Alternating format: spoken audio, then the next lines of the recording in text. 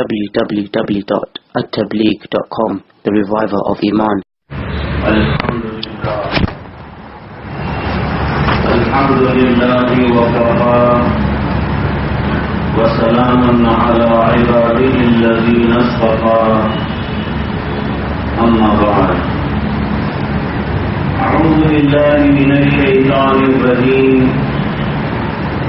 Bismillahirrahmanirrahim. يا أيها الذين آمنوا لا تكونوا كالذين آذوا موسى فبرأه الله مما قالوا وكان عند الله وجيها. صدق الله العظيم. اللهم صل على سيدنا محمد وعلى آل سيدنا محمد وبارك وسلم.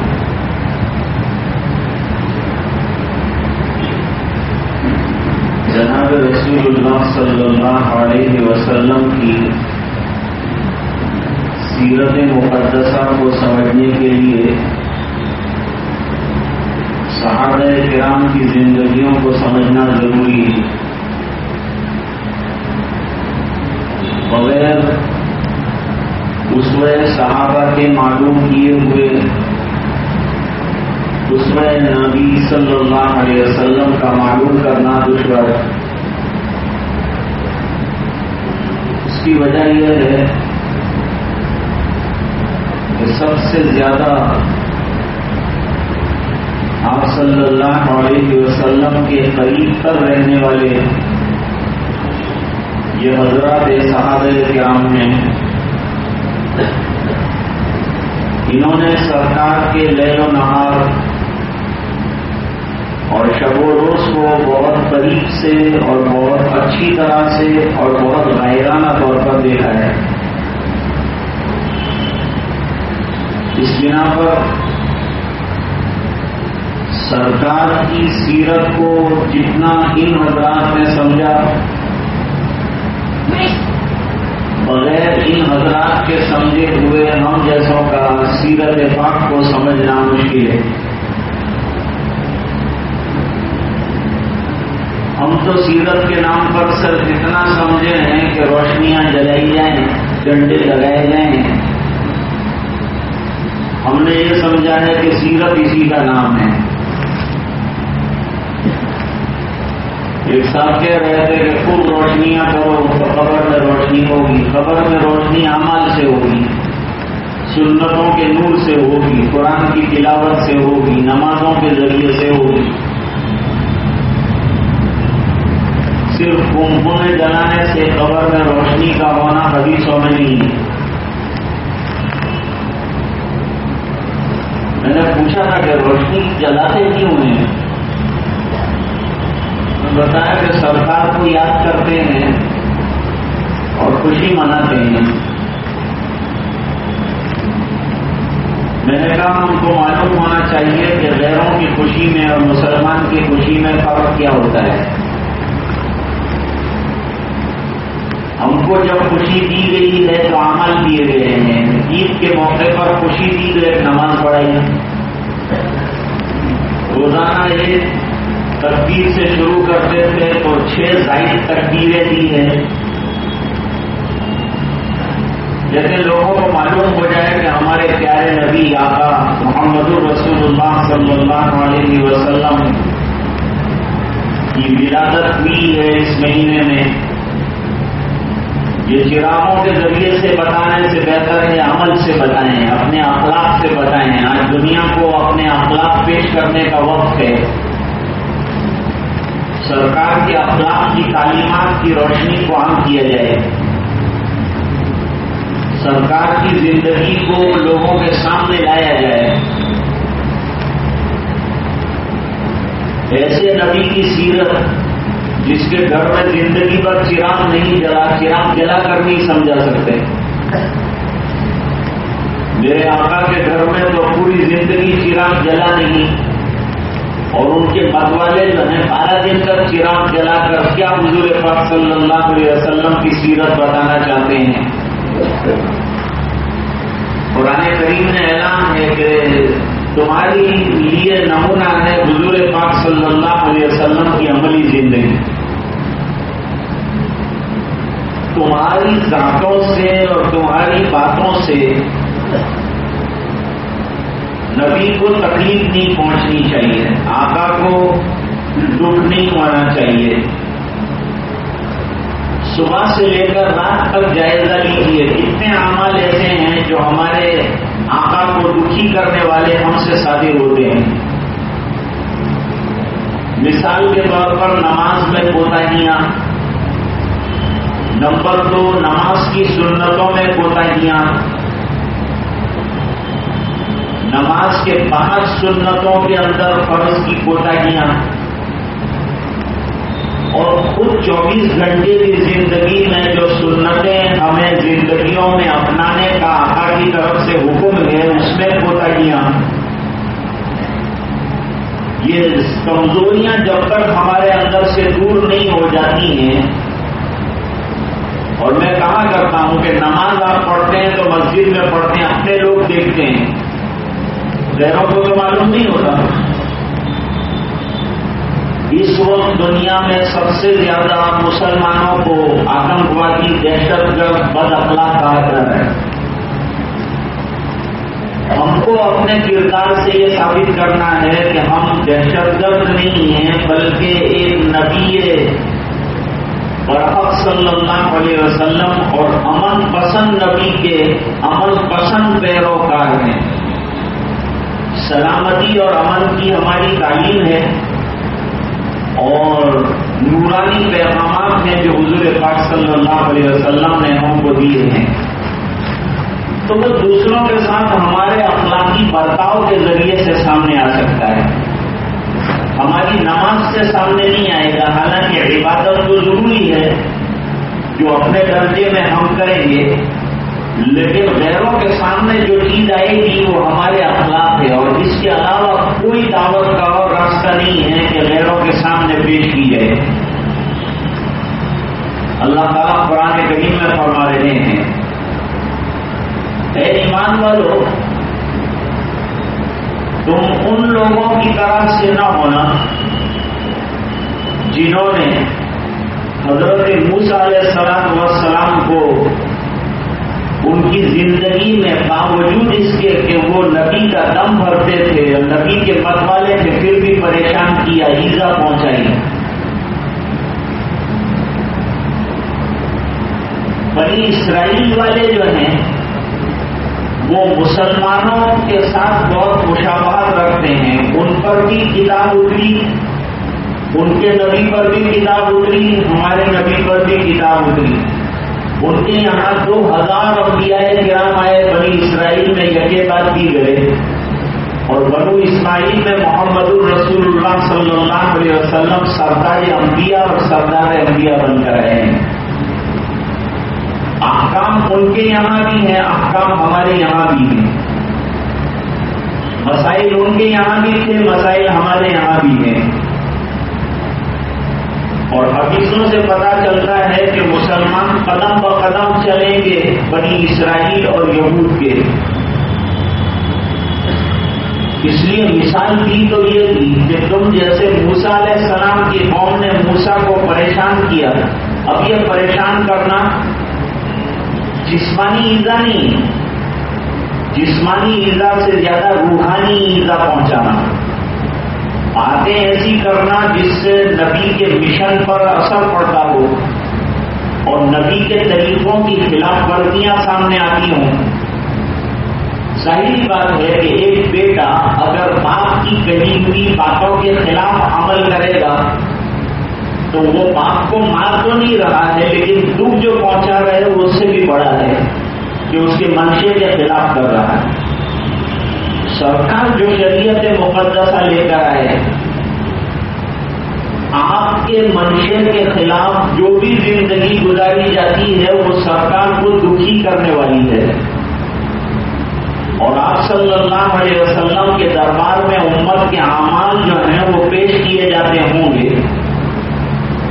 تو کتنا سرکار کو دکھ ہوتا ہوگا کہ جس امت کو 5 نمازیں دے کے آئے تھے انہوں نے نماز کا کیا حال کیا ہے، جن کو قرآن کریم دے کر آئے تھے انہوں نے قرآن کریم کا کیا حال کیا ہے، جن کو میں سنتیں دے کر آیا تھا انہوں نے سنتوں کے ساتھ کیسا کھلواڑ کر رکھا ہے، جو طریقے میں دے کے آیا تھا اس سے کتنی دور زندگی گزار رہے ہیں یہ امتی اپنے آپ کو سرکار کا متوالا کہنے کے باوجود ان کی خلاف ورزی پر لگے ہوئے ہیں، تو اس سے آقا کو کتنا دکھ ہوتا ہوگا اور کتنی تکلیف ہوتی ہوگی۔ صحابہ کرام حضور پاک صلی اللہ علیہ وسلم کو ذرا سا دکھ ہو جائے آپ کے سرور میں اور آپ کی خوشی میں اور آپ کی فرحت میں اور آپ کے نکھارے چہرے میں فرق آئے، ایسے ہر کام سے اپنے آپ کو بچاتے ہیں۔ ایک واقعہ چھوٹا سا اس کے سلسلے کا ذکر کیا جائے، واقعات تو بہت ہیں، پوری زندگی صحابہ کرام کی اسی سے بھری ہوئی ہے۔ صحابہ کرام کا سب سے بڑا کمال یہ تھا کہ انہوں نے اپنی زندگی میں جتنے اشغال تھے اور جتنے اعمال تھے ان تمام کو سمیٹ کر حضور پاک صلی اللہ علیہ وسلم کے پاس دائر کر دیا تھا، ایسا دائر کر دیا تھا کہ جتنا سرکار کہیں وہ کیا جائے، جتنے سے روک دیں ان سے رک جائیں، اور جتنا اشارہ ملے اتنا کریں، سرکار کے منشے کے خلاف نہ کریں، کوئی کام آقا کی ناراضگی کا نہ کریں، اور جہاں ناراض ہوتے ہیں سرکار وہاں صحابہ کرام جو ہیں بہت زیادہ غمگین ہو جاتے ہیں اور کوشش کرتے ہیں۔ حدیث میں واقعہ ہے، ایک دن حضور پاک صلی اللہ علیہ وسلم ممبر پر تشریف فرما ہوئے، ممبر پہلے تھا نہیں بعد میں بنائے، ممبر پر آپ نے فرمایا سلونی اما شیتم، جو چاہو پوچھو آج۔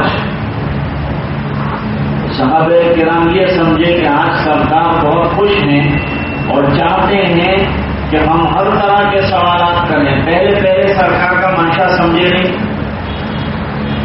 نبی سے کون سی باتیں پوچھی جائیں گی، جس کا تعلق روحانیت سے ہے، جس کا تعلق دین سے ہے، جس کا تعلق شریعت سے ہے، جس کا تعلق اسلام سے ہے، جس کا تعلق دین سے ہے، وہ باتیں اصل میں پوچھی جائیں، اور سرکار اسی کے نبی بن کر آئے ہیں کہ یہ باتیں بتائیں۔ یہ بات الگ ہے کہ سرکار دنیا کے مشورے بھی دیتے ہیں، دنیا کی بات بھی بتاتے ہیں، اور ہمدردی کا انتہائی معاملہ کہ ہمدردانہ مشورے بھی آپ عنایت فرماتے ہیں۔ باقی اصل مشن تو رسول اللہ صلی اللہ علیہ وسلم کا یہ ہے کہ اللہ کے بندوں کو اللہ کا دین سمجھایا جائے اور ان کو روح کے اعتبار سے دین پر ڈالا جائے اور صراط مستقیم پر ان کو چھوڑا جائے۔ اس راہ کی جتنی رکاوٹیں ہیں ان تمام رکاوٹوں کو دور کرنا یہ اصل مقصود ہے۔ قرآن کریم نے اعلان فرمایا ان ھذا صراطی مستقیما فاتبعوہ ولا تتبعوا السبل فتفرق بکم عن سبیلہ ذالکم وصاکم بہ لعلکم تتقون۔ سرکار نے ایک لکیر بنائی، سیدھی لکیر، فرمایا یہ سیدھی لکیر میرا دین ہے، اس دین پر آتے چلے جاؤ، اور الگ الگ رائٹ اور لیفٹ کے اندر لائنیں بنائی۔ حضور نے فرمایا یہ متفرق راستے ہیں جو تمہیں منزل تک نہیں لے جاتے، ان راستوں سے اپنے آپ کو دور رکھو، ان سے ہٹ کر صرف جو سیدھی لکیر ہے اس پر چلے آؤ۔ یہ ہے دین برحق اور یہ ہے صراط مستقیم، چلنا ہے تو اس پر چلنا ہے، آنا ہے تو اس پر آنا ہے۔ اب ایک دو سوال کے جواب دیے اور پھر صحابہ کرام کو احساس ہوا کہ سلونی اما شیتم، جو چاہو پوچھو، یہ جو سرکار نے ارشاد فرمایا اس میں غصہ جھلک رہا ہے. انداز گفتگو سے معلوم ہوتا ہے کہ سرکار غصے میں یہ بات کہہ رہے ہیں. گویا پسند نہیں فرما رہے ہیں کہ دنیا کی چیزیں پوچھی جائے اور فضولیات کو کہا جائے اور دنیا کی باتوں کے بارے میں سوال کیا جائے. یہ گویا سرکار نہیں چاہتے ہیں. اس بنا پر یہ بار بار کہہ رہے ہیں کہ پوچھو اور کیا پوچھنا ہے، پوچھو اور کیا پوچھنا ہے. کیونکہ پوچھنے والوں نے یہ بھی پوچھا کہ من ابی یا رسول اللہ، میرے والد کون ہیں؟ تو سرکار نے وہ بھی بیان کر دیا کہ تیرا باپ فلاں ہے. اب حضرت عمر رضی اللہ تعالیٰ عنہ کو سب سے پہلے احساس ہوا کہ سرکار ناراضگی کا اظہار فرما رہے ہیں. ایسے فضول سوالات نبی سے نہیں کیے جائیں گے. تو فوری طور پر دونوں گھٹنوں کے اوپر بیٹھ گئے. حضرت فاروق اعظم رضی اللہ تعالیٰ عنہ اور بہت زیادہ معافی مانگی اور یوں فرمایا ہم آپ کی ناراضگی سے پناہ مانگتے ہیں، کیونکہ آپ کی ناراضگی جہنم کو دعوت دینا ہے اور آپ کی رضامندی در حقیقت جنت کا سوگا ہے. اس بنا پر ہم بہت زیادہ معافی مانگتے ہیں. دیکھیے ذرا سی ناراضگی ہو رہی تھی تو نبی کریم صلی اللہ علیہ وسلم کی معافی پر معافی صحابہ کرام مانگ رہے ہیں. اور سناٹا ہو جاتا تھا جب سرکار غصے ہوتے تھے تو پوری مجلس میں سناٹا چھا جاتا تھا. اور جب خوش ہوتے تھے سرکار تو انبساط کی لہر مجلس میں دوڑتی. حضرت صدیق اکبر رضی اللہ تعالیٰ عنہ نے غار ثور میں پہلے نبی کریم صلی اللہ علیہ وسلم کے لیے انتظام کیا. ہجرت کے لیے سرکار تشریف لے جا رہے ہیں اور گھر گئے تھے دن دہاڑے حضرت ابو بکر رضی اللہ تعالیٰ عنہ کی، اور چل کر فرمایا کہ ہجرت کا حکم اللہ کی طرف سے آگے ہے اور میں ہجرت کر رہا ہوں. تو حضرت ابو بکر صدیق رضی اللہ تعالیٰ عنہ نے سوال کیا کہ میری رفاقت بھی رہے گی، مجھے ساتھ آنا نصیب ہوگا کہ نہیں ہوگا؟ حضور پاک صلی اللہ علیہ وسلم نے فرمایا اجازت مل گئی ہے اور تم میرے رفیق سفر رہو گے. انتظام کیا جا رہا ہے، گھر کے اندر خوشی کا ماحول ہے. اس بنا پر کہ آقا کے ساتھ حضرت ابو بکر رضی اللہ تعالیٰ عنہ ہجرت میں ساتھ جانے والے ہیں. حالانکہ یہ دکھ کا موقع ہے. اس بنا پر کہ گھر کا چھوڑنا، وطن کا چھوڑنا، بچوں کا چھوڑنا یہ کوئی آسان کام نہیں ہے. لیکن اس بنا پر کہ آقا نے سرکار کی رفاقت کو منظور کیا ہے، اس بنا پر گھر میں توشہ تیار کیا جا رہا ہے. اور بیٹی ہیں حضرت اسماء رضی اللہ تعالیٰ عنہ، انہوں نے توشہ تیار کیا سفر کا، لیکن توشہ باندھنے کے لیے کپڑا نہیں ہے. سوچو آج ہم لوگ دکانوں پر جاتے ہیں تو شاندار ٹفن کے اندر توشہ لے کے جاتے ہیں. ہمارا توشہ ہاٹ پاٹ میں ہوتا ہے جس کو سردی نہیں لگتی، اور پانی ٹھنڈا ہوتا ہے جس کو گرمی نہیں لگتی. ایسے شاندار صرف رانجن سے سورج کا توشہ اتنا خطرناک اور اتنا زبردست تیار کیا جاتا ہے. میرے آقا کا توشہ تیار ہوا تو رومال کا اور کپڑے کا بھی ٹھکانا نہیں تھا. جائے کہ کوئی ہاٹ پاٹ مل جائے، کوئی ٹفن شاندار مل جائے.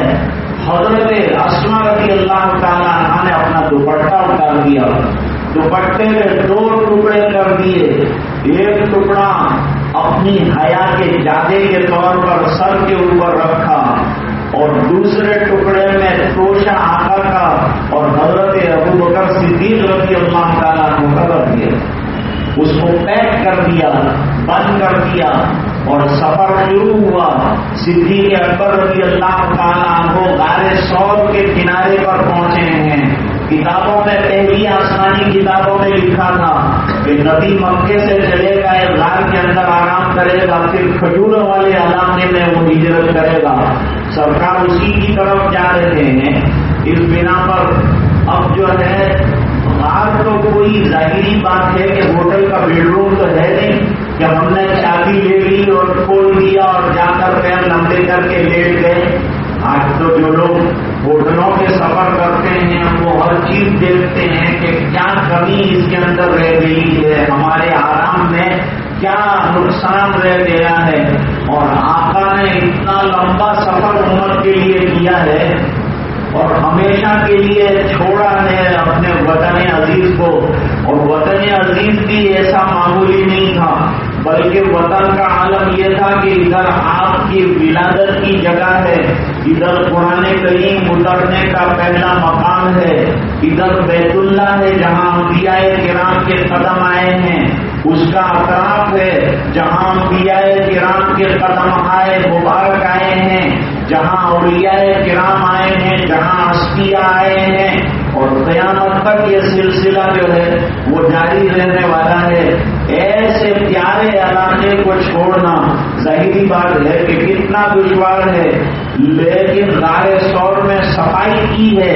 حضرت صدیق اکبر رضی اللہ تعالیٰ عنہ نے اپنے نبی کے لیے جتنا ممکن ہو سکے آرام پہنچانے کی کوشش. صحابہ کرام کی رہتی تھی کہ ہمارا آرام قربان ہو اور سرکار کو آرام ملے. جب تمام صفائی ہو گئی, ہلکا سا ایک بستر لگا اور حضور پاک صلی اللہ علیہ وسلم کو اندر آرام کرا دیا. اس کے بعد باہر چرواہے سے دودھ لیا اور دودھ پیالے میں نکالنے کے بعد اس میں پانی ملایا, کیونکہ تھنوں سے آنے والے دودھ میں گرمی ہوتی ہے, جو پیٹ میں سیدھا جائے تو نقصان ہو سکتا ہے. اس بنا پر حضرت ابوبکر رضی اللہ عنہ نے اس میں ٹھنڈا پانی ملایا اور پانی ملانے کے بعد پھر آقا کی خدمت میں پیش کیا. امام بخاری رحمۃ اللہ علیہ نے یہ حال کو نقل کیا اور فرمایا شرب رسول اللہ صلی اللہ علیہ وسلم, حضور پاک صلی اللہ علیہ وسلم نے حضرت ابوبکر رضی اللہ تعالیٰ عنہ کا دیا ہوا دودھ پیا حتیٰ رضی کو.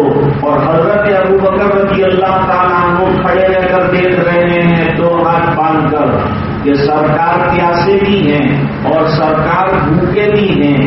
تو اب دیکھیں کہ آپ کتنا پیتے ہیں. جب پیتے ہوئے دیکھا تو فرماتے ہیں میں راضی ہو گیا. آج ہم کو شادیوں کی دعوت ملتی ہے, کھاتے ہیں لیکن ہم لوگ راضی نہیں ہوتے. کہیں کھانے میں میٹ نکالتے ہیں, نمک زیادہ تھا, شوگر کم تھا, میٹھا کم تھا, کھارا زیادہ تھا, فلاں پرابلم تھا, اور مگر کرنے والا کوئی نہیں تھا, استعمال کوئی نہیں کر رہا تھا, جاؤ جاؤ کہنے والا کوئی نہیں تھا, آؤ آؤ کہنے والا کوئی نہیں تھا. اتنے اعتراضات کے بیچ میں ہم دعوت کھاتے ہیں.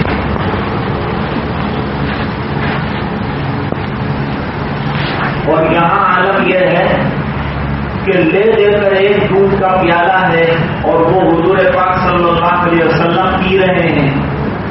حضرت ابوبکر رضی اللہ تعالیٰ عنہ اتنے ہی پیاسے بھوکے ہیں, لیکن خوشی جو ہو رہی ہے وہ سرکار کے پینے پر ہو رہی ہے کہ میرے آقا نے پی لیا تو میں راضی ہو گیا.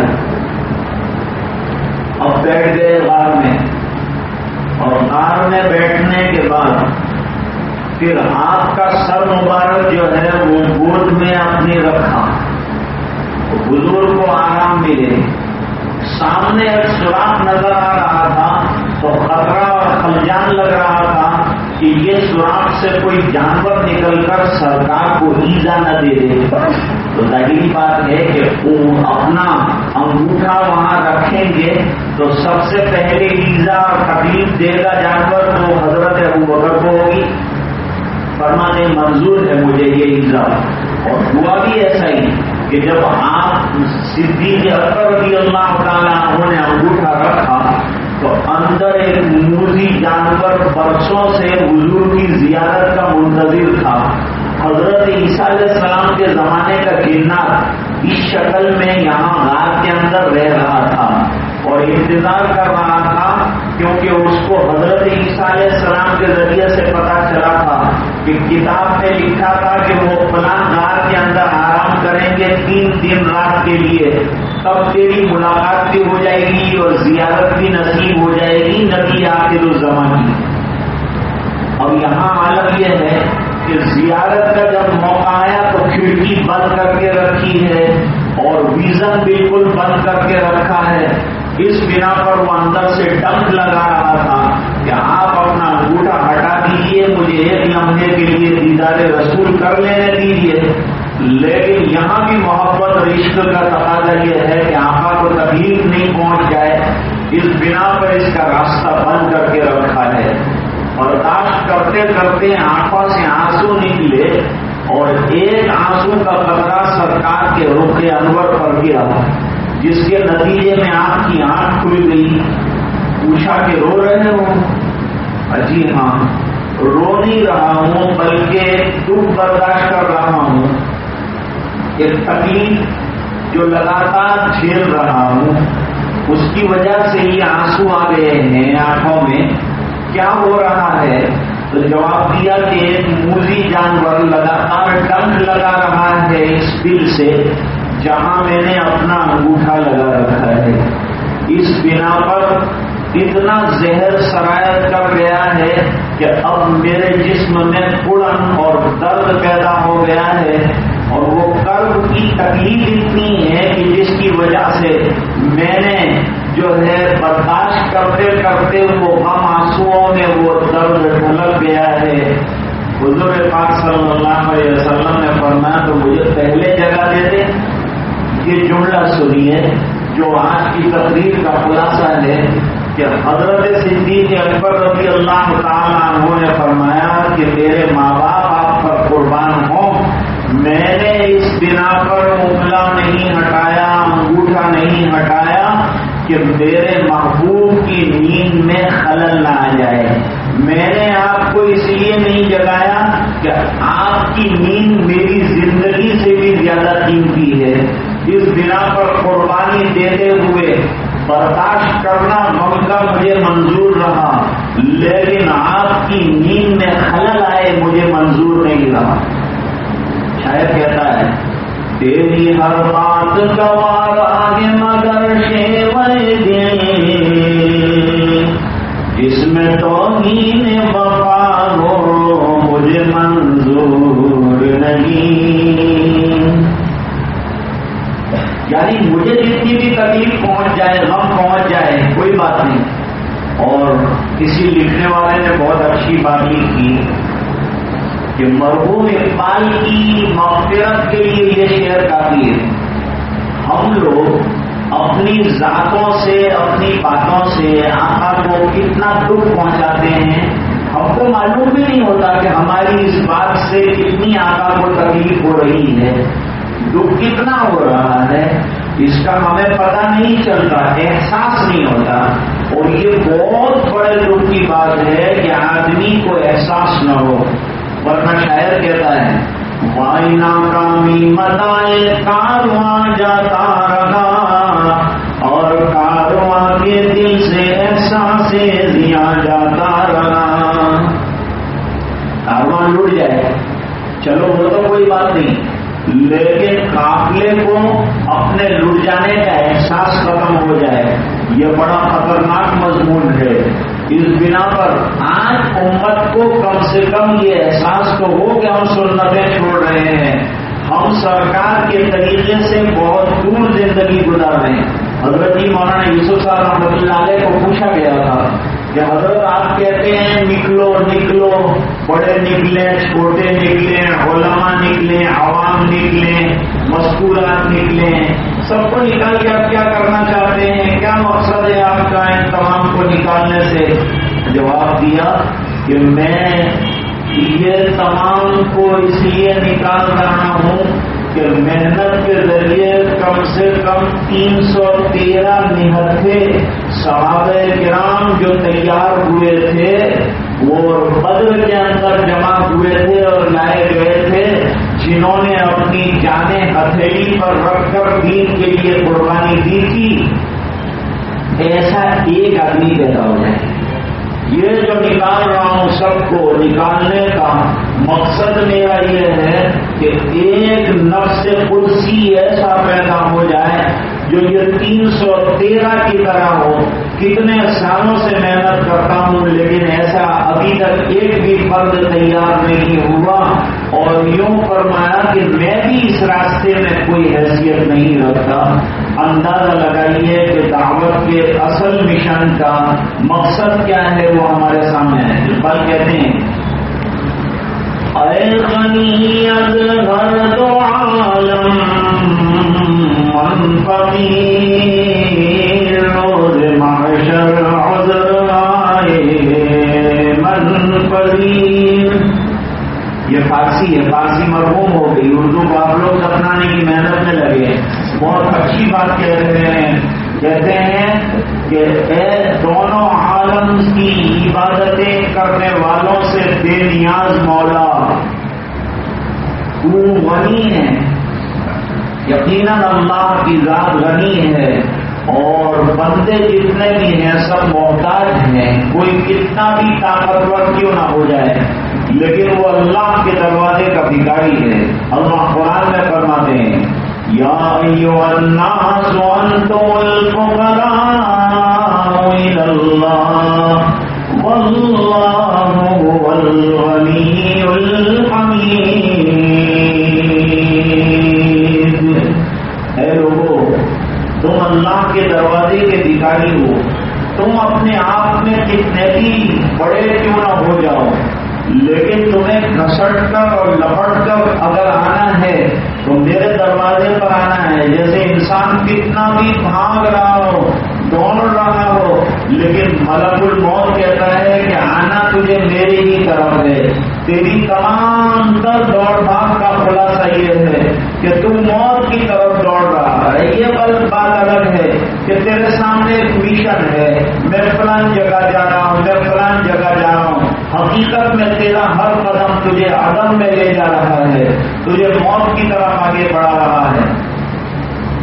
انسان کی حیثیت کیا ہے؟ اللہ تعالیٰ قرآن میں فرماتے ہیں یا ایھا الانسان انک کادح الی ربک کدحا فملاقیہ. تو اقبال کہتے ہیں قیامت کے دن میری معافی طلاقی کی شکل پیدا ہو جائے، میرے تمام عذر اور آزار جو ہیں وہ پذیرائی قبول کر لیں، پذیرائی حاصل کریں تیرے دربار میں. اے غنی از ہر دو عالم من فقیر روز محشر عذر آئے من پذیر. اب آگے بڑا ڈرا دینے والا شعر کہا ہے یا گردینی حسابم ناگزیر نگال مصطفیٰ بن عابدین. فرماتے ہیں اے الہ العالمین تو معاف کر دے تو تیری شان بہت بڑی ہے. میرے پاس کچھ بھی نہیں ہے، اعمال کے نام پر میں صفر ہوں، اور اگر میرے اعمال ہیں بھی تو تیرے دربار میں پیش کرنے کے لائق نہیں ہے. میں ایسا خالی خولی انسان ہوں. تو اگر تو مجھے معاف کر دے، میرا حساب نہ لے اور بے حساب مجھے جنت میں داخلہ دے دے، اس لائق تو میں نہیں ہوں. لیکن تیری کرم فرمائی اگر ہو جائے اور تیرا آپ کو درگزر ہو جائے اور تیری مہربانیاں ہو جائے اور تیری بخشش ہو جائے تو یہ ہو سکتا ہے. لیکن اگر اے الہ العالمین تو میرا حساب لینا طے ہی کر دے کل قیامت کے دن، اور روز محشر میرا حساب لینا تیرے نزدیک ناگزیر قرار پائے کہ نہیں میں حساب لے کر رہوں گا تیرا، تو فرماتے ہیں نگاہ مصطفیٰ صلی اللہ علیہ وسلم سے دور حساب لینا، سامنے حساب مت لینا، اس لیے کہ میرے آقا دیکھ رہے ہوں گے اور میرے اعمال کا جائزہ لیا جا رہا ہوگا اور سرکار دیکھ دیکھ کر غمگین ہو رہے ہوں گے کہ ہائے امت کو کیا دے کے آیا تھا، امتیوں کو کیا نعمت دی تھی، کیا زندگیاں دی تھی، کیا شاندار اور تابناک آفتاب کی طرح زندگی اور کیا چاند کی طرح مہکتی چمکتی دمکتی زندگی دی تھی، کیا لے کے آیا ہے. اور ہر عمل پر شرمندہ ہو رہے ہوں گے اور فرشتے دیکھ رہے ہوں گے سرکار آپ کے امتی کا عالم دیکھیے، آپ کے امتی کا حال دیکھیے، کیا ہو رہا ہوگا سرکار، کس قدر غمگین ہوں گے۔ زندگی میں تو آرام پہنچایا نہیں آقا کو، اور جب حساب لیا جانے کا موقع ہے تو آقا اس قدر ناراض ہو جائیں، غمگین ہو جائیں، میں نہیں چاہتا اب میری پکڑ منظور ہے تو اللہ پکڑ کر لیجیے، لیکن اتنا کر دیجیے کہ نگاہ مصطفیٰ نہ پڑ جائے اور نگاہ مصطفیٰ سے دور میرا حساب لیا جائے کہ کم سے کم ایسے وقت میں میرے اعمال کو سن کر میرا نبی دکھی نہ ہو جائے۔ قرآن کریم کی آیت کریمہ اسی کی طرف اشارہ کر رہی ہے، اے ایمان والو تمہاری ذات سے، تمہاری بات سے کہیں تمہارے نبی کو ایسی تکلیف نہ پہنچ جائے جیسے کہ حضرت موسیٰ علیہ السلام کی قوم نے تکلیف پہنچائی تھی۔ سیرت کا یہ بڑا جلی عنوان ہے۔ میں کہا کرتا ہوں سرکار کی زندگی انفرادی شخصیت نہیں ہے کہ جس کی زندگی کو آدھے گھنٹے میں، 1 گھنٹے میں، 2 گھنٹے میں بیان کرنے والا کر سکتا ہے۔ زندگیاں ختم ہو جائیں گی لیکن میرے سرکار کی سیرت ختم نہیں ہوگی، نبی کریم صلی اللہ علیہ وسلم کے اوصاف ختم نہیں ہوں گے۔ جتنا جس کے بس میں ہے اور جتنا جس کی حد میں ہے آقا جن کی زندگی کو اپنے سامنے رکھے، نمونہ بنا کے رکھے، نقوش ہائے قدم کو اپنے سامنے رکھے اور یہ شعر بھی اپنے سامنے رکھے، نقش قدم نبی کے ہیں جنت کے راستے اور اللہ سے ملاتے ہیں سنت کے راستے۔ واخر دعوانا الحمدللہ رب العالمین۔ www.attableek.com, the reviver of